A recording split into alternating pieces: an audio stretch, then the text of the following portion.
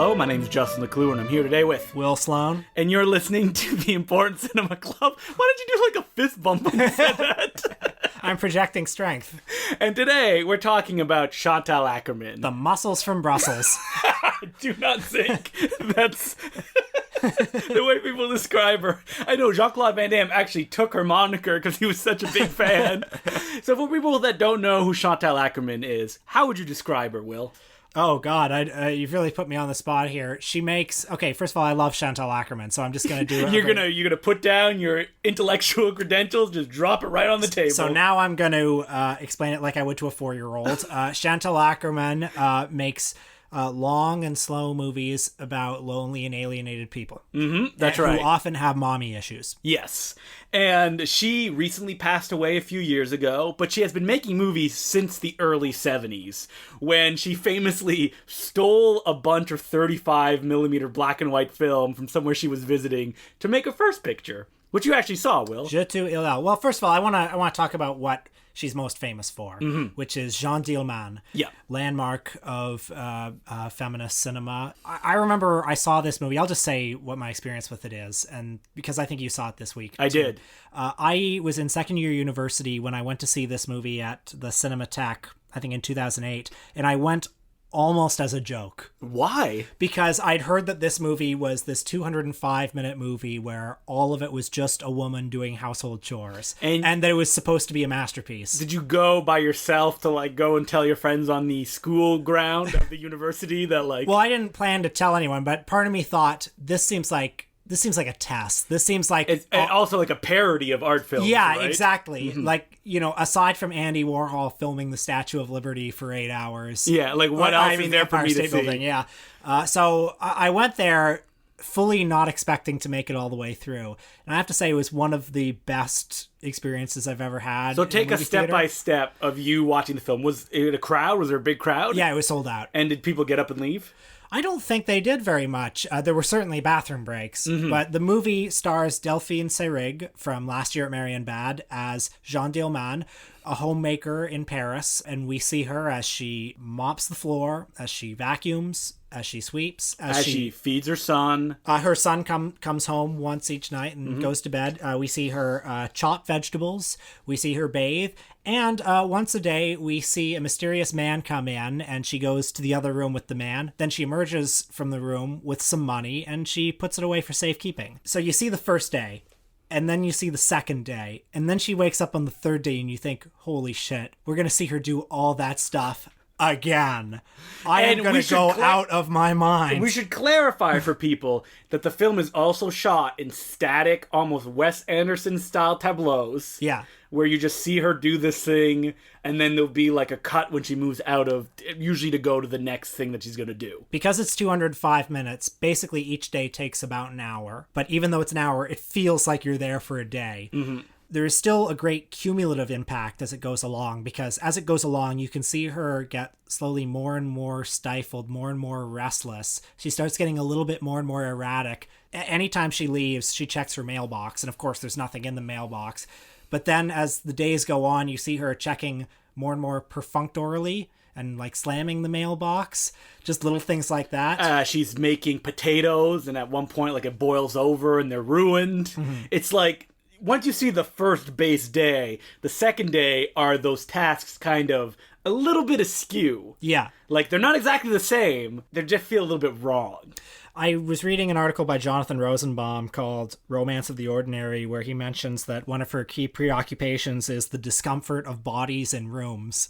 And as the days go on, you think that she's the master of this house. She's the master of her routine. But there is an increasing discomfort within the boundaries of this house.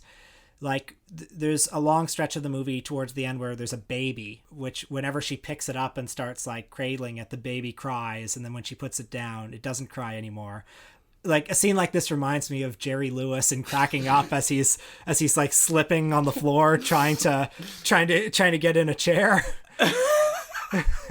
So you're saying that like the character's inability to kind of implement herself in the environment is like Jerry Lewis. And this is another reason why Jerry Lewis is one of the greatest filmmakers of all time.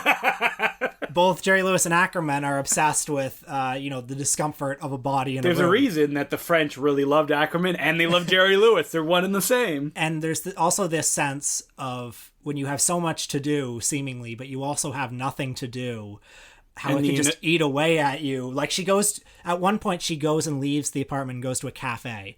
And she just sits in the cafe for 5 or 10 minutes doing nothing because, well, she doesn't have any friends. What's she going to do at the cafe? So then she goes back. All this busy work to keep her mind off the howling void that is her life. Now, did you know how the film ended? I did not. Because I did. I could before kind I of watched it. guess how it was going to end as I watched it. This film, like all of Akerman's films, is a story that's about her mother.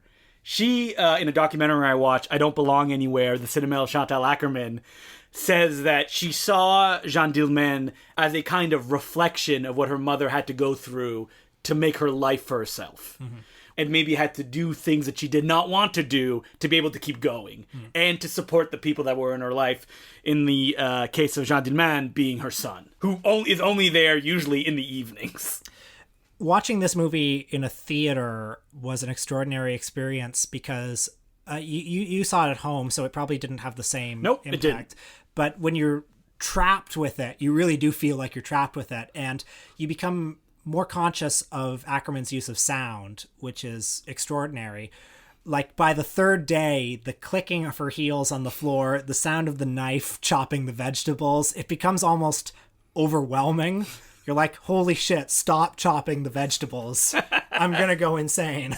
Can you imagine people that Criterion just put this out on Blu-ray and like bought it and went, can't wait to watch this a bunch of times at home? Yeah, well, because Chantal Akerman is, I think, generally considered maybe the best female filmmaker who ever lived, that that's often thrown around. Mm-hmm. I wouldn't be surprised if a lot of people have bought it not knowing what it is. Yeah, and kind of and just hearing that it was kind of a vaguely feminist movie, and which is great because they saw a great film. But the biggest insight that I got from seeing it, and I think the insight that I got that changed the way I approach movies, is understanding that not all boredom is the same. Yeah. Well, you hear that a lot when people talk about Tarkovsky's films as well. Yeah. And don't give me that argument that boredom is something that is specific to everybody. No, there is stuff that is designed to be boring. Yeah, boredom can have texture too. As I watch her movies, there often feels like a moment when I'm watching a shot that goes on endlessly, and for about 30 seconds I think, when is this shot going to cut? And then I learn to live in the shot. Well, she's creating tension in that shot, right? She's said it herself that she would try to like shorten shots and found that they just didn't work because the cut has so much impact when you have a shot long enough that the audience realizes that there's been no cut. And then when the cut finally comes, it's not only a moment of relief, but also a transitional, almost emotional one into the next shot. Absolutely. There are some scenes in News from Home, which I watched this week, where where it can just be, a shot of a street, and then it cuts to a shot of the subway finally after 5 minutes, and it feels like jarring and violent. Also, when it's a long static shot for so long, it makes the audience become more participatory. If anything happens in the shot, it becomes a big event, and you're forced also, when nothing is happening in the shot, to kind of cast around and look for something to look at. So News from Home is a film that Chantal Akerman made while she was staying in New York from 1971 to 1973, getting in that New York underground scene that was being heralded by people like Jonas Mekas. And the film is static shots. Well, not the camera moves a little bit. There's some panning shots in the movie. And there's a lot of motion within the shots of people moving in and out. Of New York. And every now and then you hear a letter from Chantal Akerman's mother being read by Chantal Akerman that plays over the shot. Doesn't really have anything to do with what you're seeing. And it's the most banal and trivial things, other than the fact that Akerman's mother is constantly berating her daughter, sadly, why don't you write more letters to me? And we're also hearing about so much stuff that's happening over there, whether it's people who are in the hospital or people who have gotten married or, the store has gone out of business, that you can imagine Akerman getting these letters and being in this kind of lonely, alienating city and feeling even more lonely. Well, Akerman talked about that she was thinking about her mother when she was flying over New York and looking down at it and realizing that these minuscule problems that are going back home mean nothing in the giant expanse that is New York City. This movie illustrates a paradox, which is that New York is so big and it has so many people in it, but it can also feel like the loneliest city in the world. You see these long shots on the subway of people coming in and out, and all of these people have their own stories, but they might as well not have their own stories because you'll never know what they are. These people will never know each other, and that can feel incredibly alienating when you've gone to this city that's ostensibly one of the biggest and busiest in the world and nobody knows each other. So, as you may have noticed, if you've never heard of Akerman before, she's not a filmmaker that tells you how to feel. Yeah. She likes to evoke emotions in you. That's what these images are supposed to do. Now, watching News from Home, something that crossed my mind is that everyone is going to bring their own baggage to this film, because the nature of it is that it's not telling you how to feel, and its story within the first 3 minutes. You get what it is. It's never going to expand or do anything really different than these letters you're getting from her mother. So it's how your life has led up to the point of watching this film that is going to affect the emotional reaction you have to it. Because when you're looking at the frame and the shot goes on forever, your thoughts are automatically going to turn inward. And you're going to start thinking about other stuff than necessarily just what's going on in the frame. Because nothing is going on in the frame. Right. Like at the beginning, there's shots of New York, and I was looking at it, I'm like looking around, like you said, looking for anything to happen. And I started going, I wonder how I felt when I moved to Toronto. Did I stay in contact with my mom enough? And I mean, you lived in New York yourself. Yeah, I mean, I love New York, and I appreciated this movie, first of all, just as a time capsule. I mean, this is the closest you're going to get to traveling back in time and just being in 1970s New York. Like if you just sat on a corner and looked out, that's what this movie is. And you see all these people who are wearing, 70s New York fashions being there. And we don't see, for the most part, very photogenic spots in New York. We see some ugly subways and some ugly back streets. And it makes you think about how, I don't know, how many movies have I seen that are either filmed in or set in 70s New York, but they always seem so iconic. Like, this is how it actually was if you lived there. There's this guy at the deli, and there are these people on the subway, and there are these, there's this prostitute on the street, and there's all this ugliness. I was thinking while I was watching it that these people on screen probably never knew they were in a movie either. No.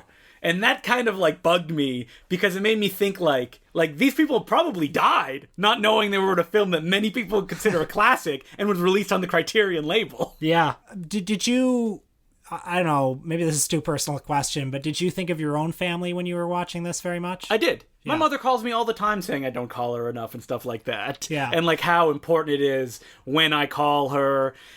Being my mother is French as well, so it had other kind of parallels of my own life. Well, it's difficult to know what to do when you're coming of age a little bit because, in this movie, she moves to another city. She's still a young person and she's still establishing herself. And you think, well, what is my responsibility to my family? Should how much time can I spend talking to them when I have to define myself? Her mother asks her to write a letter every day and tells her that is all she has. Yeah. And those letters, and that's rough. That's emotional blackmail. And there's some interesting stuff that I noticed watching the movie that doesn't really come out when you watch it with subtitles because the dialogue is mixed in a way that it's supposed to overtake the narration. So you can't even hear it at some points.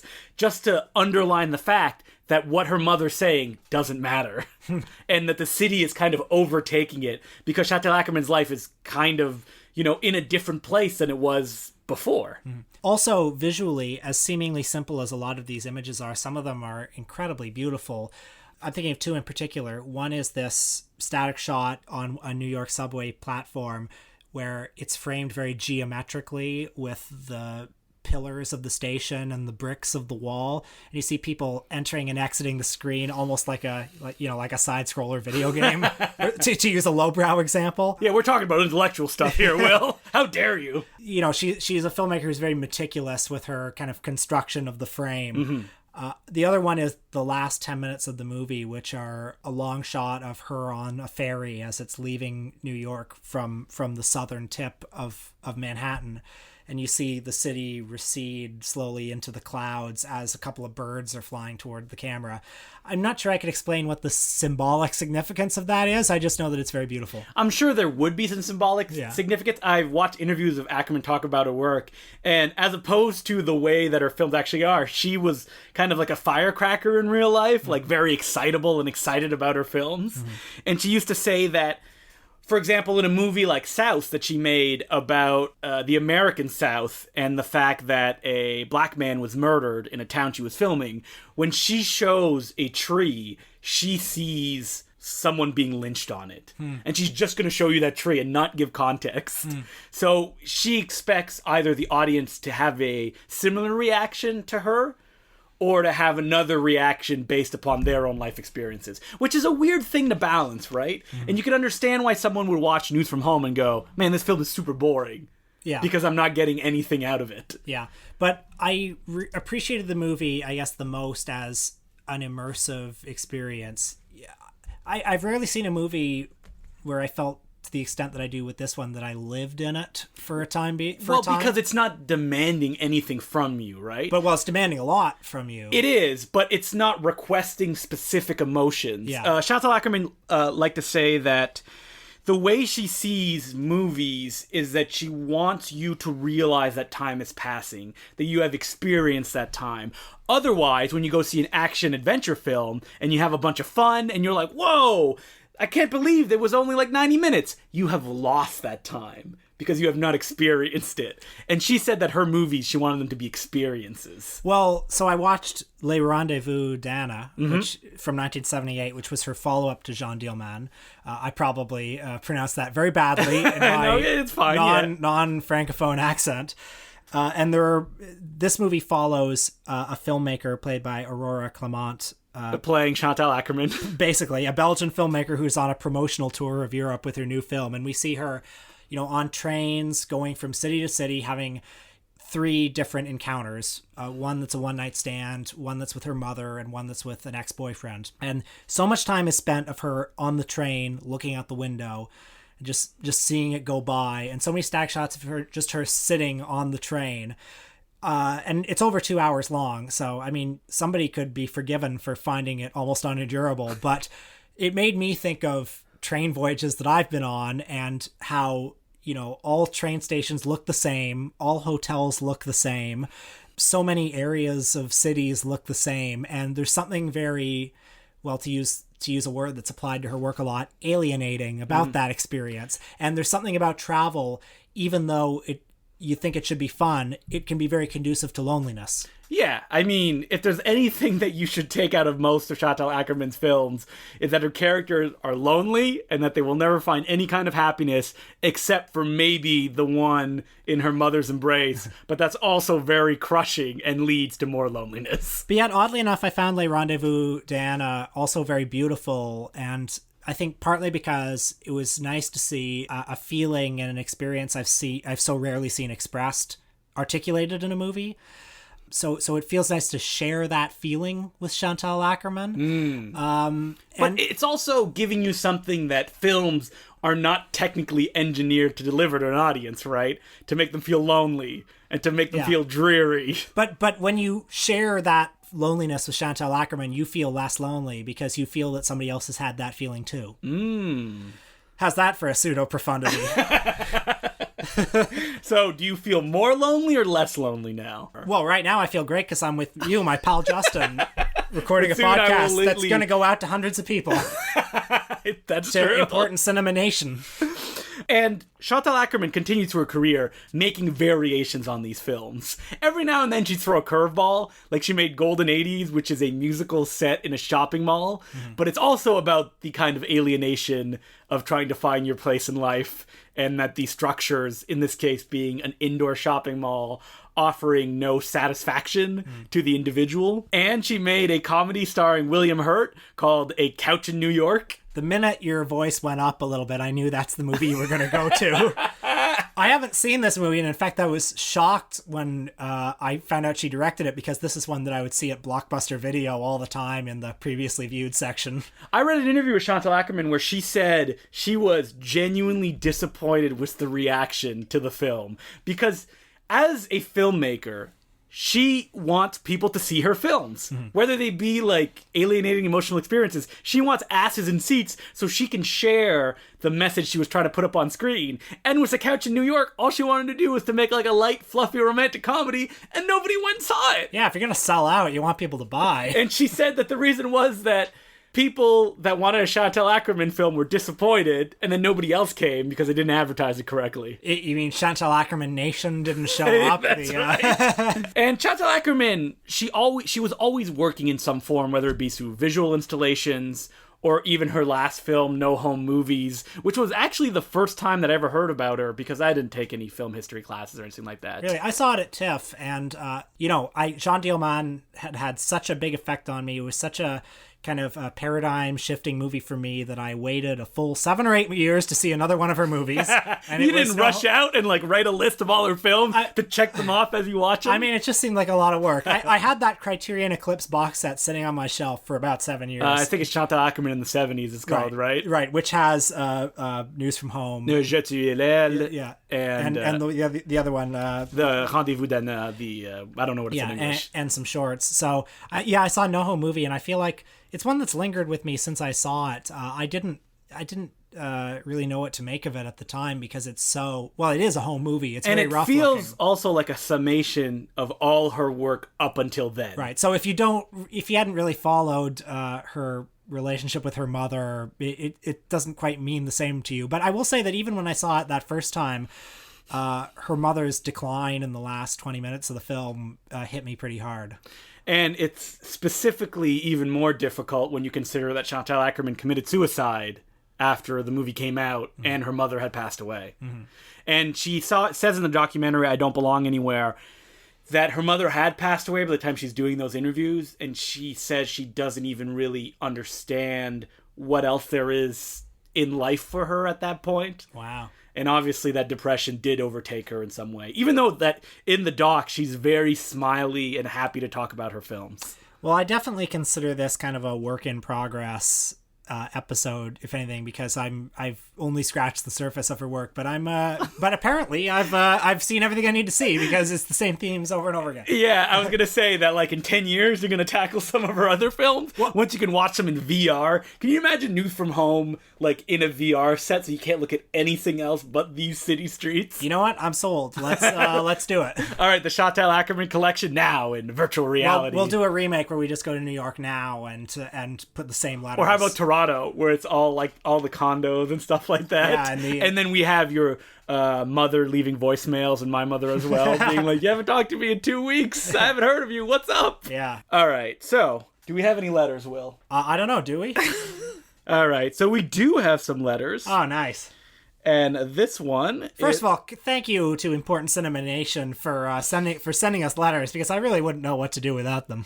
I really don't like it when you call it Important Cinema Nation, because that's just a riff on Rob Ford Nation. Well, because when I run for public office, and I will, and I become a demagogue, I'm going to need some followers.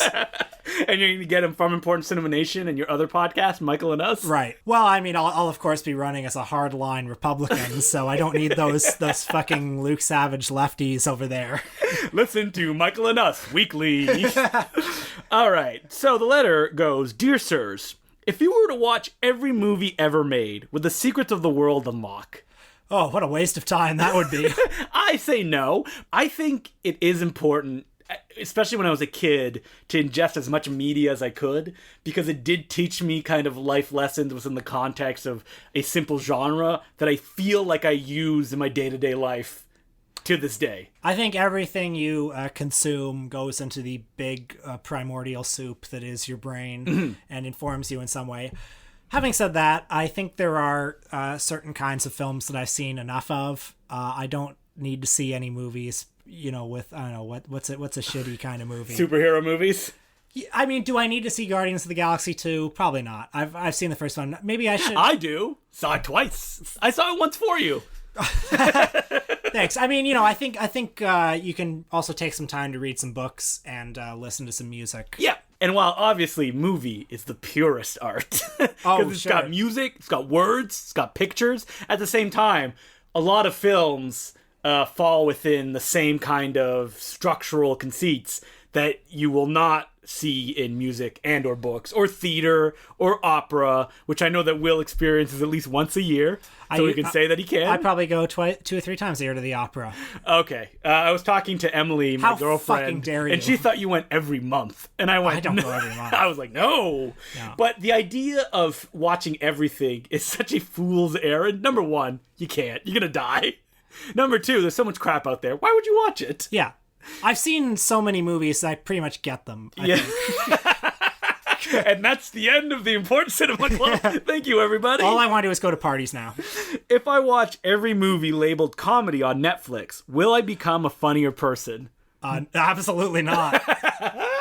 Well, I mean, you will definitely... Listen, I'm signed up for a comedy workshop. That's going to make me funnier, right, Will? You'll definitely that is not true. Become more acquainted with like the hacky tropes of comedy. I think if you see all the comedies on Netflix, you will grow to find comedy less funny. Let me because just you will have seen the same jokes so many times. That Adam Sandler, a lot of movies on Netflix. Enjoy.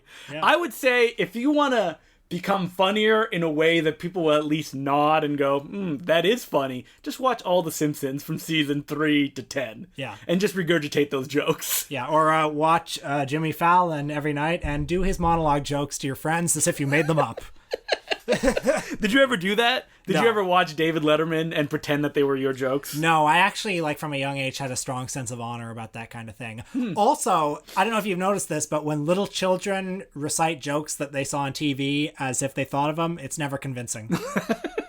Yeah, I like to imagine that you're at like a Christmas party or something like that, and your cousin is telling you a joke, and you're like, you did not come up with that. Yeah. He finishes, I also used you guys as a reference on a job application. You know what to do. Thanks, Adam Melee. I actually want to hear more about that. What job could it possibly have been? Well, if I get that phone call, I'm going to go, why, yes, this person has, I'm miming being on the phone for Will's benefit. This is great for the radio, yeah.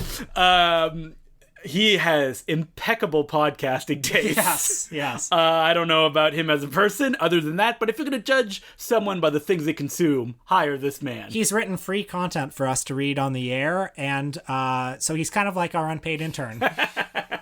All right, so you can send us letters at importantcinemaclubpodcast@gmail.com. Rate and review us on iTunes. Yeah, which, you know, I gotta tell you guys, Important Cinema Nation, shame on you, because we've said that for the last 2 weeks that you should rate and review us on iTunes, and what have you done? You haven't. Well, I should point out that I want to make this the summer of 1,000 listeners. Can we do it? Yeah, so my goal is that after a week on new episodes, we have 1,000 listeners. We're halfway there. Yeah. It only took us 2 years to get, I don't know, 550 per week? Maybe. We've had on episodes over 1,000 listens. Yeah, the ones that say like best of 2016. Yeah, because people like the lists. Oh, by the way, Patreon episode this week, we're talking the Brendan Fraser classic, The Mummy. And mummy movies in general. Yes. Have we seen the new Tom Cruise mummy movie? You'll have to listen to find out. We didn't. Spoiler. So what are we doing next week? Next week, we're going to be talking about a monolithic figure in the film landscape, the Criterion Collection. What is it? What does it mean? How has it shaped the canon? What is it as a business? What are some of the best movies that have come out on it? Tiny Furniture by Lena Dunham. Which we're going to watch. We're going to watch it. I don't know. I haven't seen Tiny Furniture. Maybe I'll love it. I watched 15 minutes and went, it's not for me, but now I'm going to sit down and watch all of it. Have you ever seen Girls, the TV show? 2 episodes. Did you like them? Yeah, I appreciated them. Yeah. Wait, okay. All right, so that's what we're doing next week, the Criterion Collection. And until then, my name's Justin LeClue. I'm Will Sloan. Thanks for listening. All right, Will. We need to tease this Criterion episode next week, and we're going to do it through your Lena Dunham epic tale that happened to you. All right, guys, this is going to take a few minutes, but this is my relationship with Lena Dunham. So you dated her. I dated her. You were in New York, right? I was a member of the band Fun, and I dated Lena Dunham, yes. So in 2011 to 2012, I was a student at the Columbia Graduate School of Journalism, where I took a class called Cultural Affairs Reporting. The class was taught by a man who, I'm not going to say his name, but let's just say his name was Bob. And he wrote for a prominent sort of culture and politics website that you've heard of. BuzzFeed. I mean, I'm not going to say what it is. And he was the TV critic for it. TV criticism at the time being a new and emerging. So I would know what it is, right? You would know what it is. All right, you got to tell me off mic. Of course, this is one of those great moments where you listen to a podcast and they go, "I'm going to tell you off mic." You're like, "No, I want to know who it is." Yeah. All right. If you guys see me in public, just ask me and I'll tell you.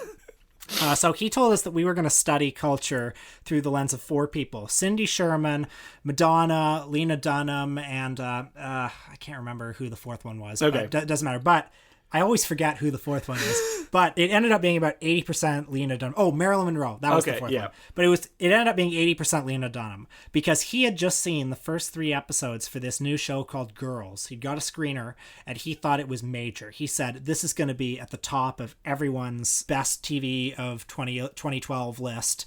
It's going to be huge.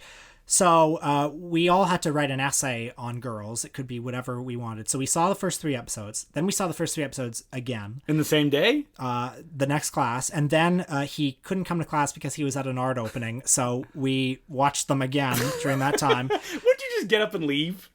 It's a university class. Yeah, well, I think there was somebody there taking attendance. Okay. So the thing about Bob was he was kind of an aging Williamsburg hipster. He was in his late 30s. He just had a kid. And we all sensed that what he saw in Lena Dunham was something of his lost youth. Because he wrote this article about Girls that was about 10 pages, and it had a headline along the lines of Girls, the Voice of a Generation, which had all of these weird digressions about Chloe Sevigny and Whit Stillman and other people who were big forces when he was in his early 20s. Ugh, Whit Stillman. Yeah, I'm not a fan either. But so Girls comes out, and it's, of course, a success. But the early reaction was quite divided. There were a lot of people who were complaining that it was showed a privileged worldview, blah, blah, blah. Bob, which of course is his real name. I may have edited when you said the person's real name right there. I accidentally said his real name. But Bob, of course, had none of this. And he said, this is sexism. They don't hold Woody Allen to this criticism, which, maybe he's right on. But it doesn't matter because as a class of 20, we, of course, had very diverse opinions on the show. So we handed in our essays, and every class, to give you an idea of what this class was like, every class would begin with an update on what was happening in the world of Lena Dunham. So he showed us a picture from Lena Dunham's Instagram, which was her with her hands over her head outside the airport in Texas, going to South by Southwest. And he said, so what does the composition of this photo tell us about Lena Dunham? And we all said, Bob. Will said his name again. We all said, Bob, Lena Dunham didn't take this photo. She's just in it. And he said, well, she's the author of the photo, isn't she? And how do you debate that? And there was another time when we said, Bob, is Girls your favorite show of all time? And he went, well, and he gave us a little smile. And we said, Bob, you're insane. There have only been 3 episodes. And he said, well, it's like when Penelope Cruz showed up in Vicky Cristina Barcelona. In that first 30 seconds, she took my breath away, and I knew it was going to be a great performance. What? So anyway, that's the cultural touchstone he's going to go to for an analogy? So we handed in our essays, and, the divided critical reaction had come out of the show, and it rubbed Bob the wrong way. So we came into class one day, and he said, we're going to do a pop quiz as a class. We can all collaborate on it, and it's about the first 3 episodes of Girls. And the questions were, in episode 2, when Jemima Kirk has her hands in front of her eyes, what color is her nail polish? Oh. So as a class working together on questions like these, we got 2 out of 10. All of us working together. And he said, I think this is an example of the lack of critical rigor with which people are approaching Girls. People are looking, but they're not seeing. And as your punishment, you're going to watch the first 3 episodes of Girls again.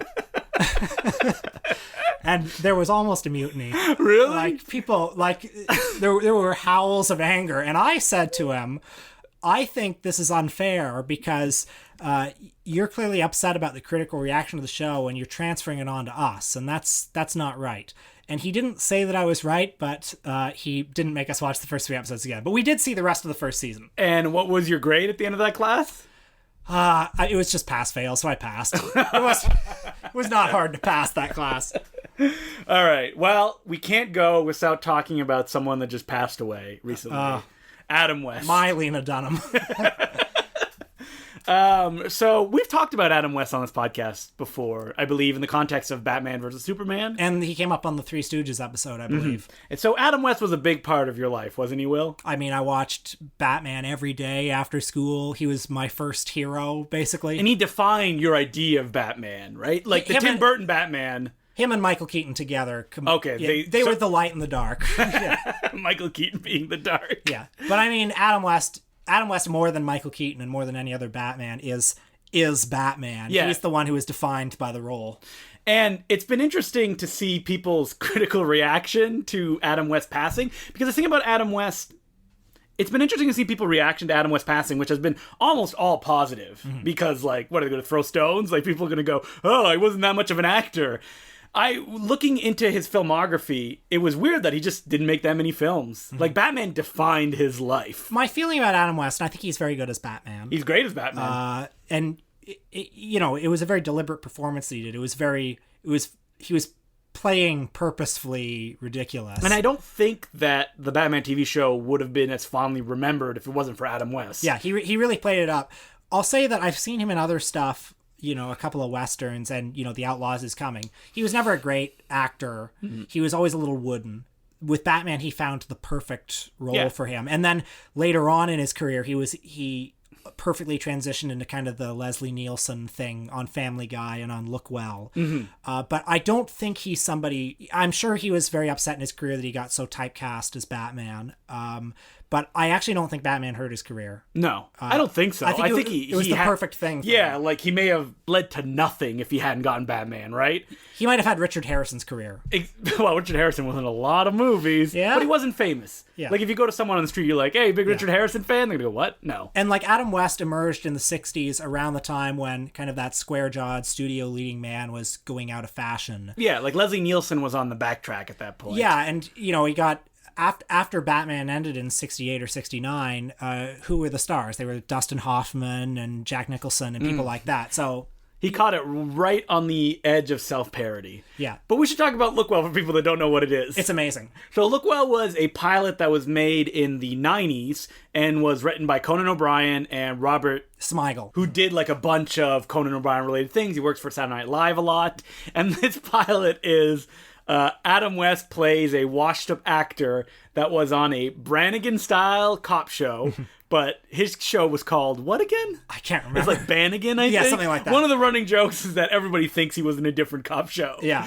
And that he does something that would be kind of assimilated in tons of movies and TV shows after the fact, is that he thinks he's a real cop. So he wants to help the police do things. Yeah. And the episode is just him using his acting skills to solve a mystery. But he's Adam West, and he acts like he's Batman. So there's a part where he's posing as a homeless man, and he's got the whole, like, the pouch on a stick over his shoulder, and he's like, don't mind me, I'm just a simple drifter. Yeah, that's right. The sidewalk is my pillow. And... watching the episode, which you can find online, it's very funny, but it also begs the question, like, what would a series be?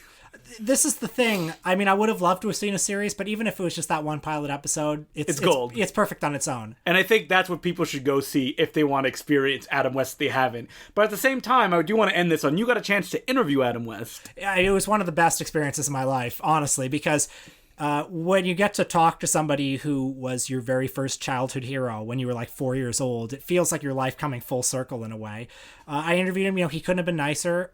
He told me about working with the Three Stooges and working on Look Well and everything. And he said things like, as I got in that costume, I thought people were going to laugh at me. But the strange thing is, when I went out onto the set, people looked at me with a kind of awe, because they remembered playing Batman as a child. And at the end of the interview, I said, thanks for talking. By the way, I know you get this all the time, but thank you for being my childhood hero. And he said, oh, I never get tired of hearing that, which was an incredibly powerful experience for me.